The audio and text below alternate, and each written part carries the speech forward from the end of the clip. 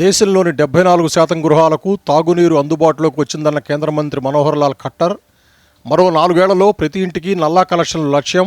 కరీంనగర్లో నిరంతర మంచినీటి పథకానికి ప్రారంభోత్సవం. తెలంగాణకు నిధులు, అభివృద్ధి విషయంలో కేంద్రం వివక్ష చూపడం లేదన్న మనోహర్ లాల్ ఖట్టర్. గత 10 ఏళ్లలో 10 లక్షల కోట్లకు పైగా నిధులను ఖర్చు చేసినట్టు వెల్లడి. కేంద్రం నిధులను సకాలంలో ఖర్చు చేయడంలో రాష్ట్ర ప్రభుత్వం విఫలమైందని విమర్శ. రాజకీయాలకు అతీతంగా కరీంనగర్ను అభివృద్ధి చేస్తామన్న బండి సంజయ్.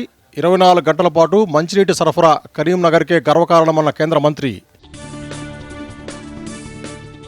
కిడ్నీ మార్పిడి కేసును సిఐడికి అప్పగించిన రాష్ట్ర ప్రభుత్వం. దోషులపై చట్ట ప్రకారం చర్యలు తీసుకుంటామన్న మంత్రి దామోదర రాజనరసింహ. విద్యుత్ శాఖపై ఉప ముఖ్యమంత్రి భట్టి విక్రమార్క సమీక్ష.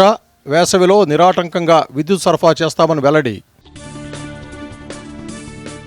ఆస్ట్రేలియన్ ఓపెన్ పురుషుల సింగిల్స్ ఫైనల్స్లో సిన్నర్, జ్వెరేవ్ గాయంతో తొలి సెట్ తర్వాత వైదొలిగిన జకోవిచ్.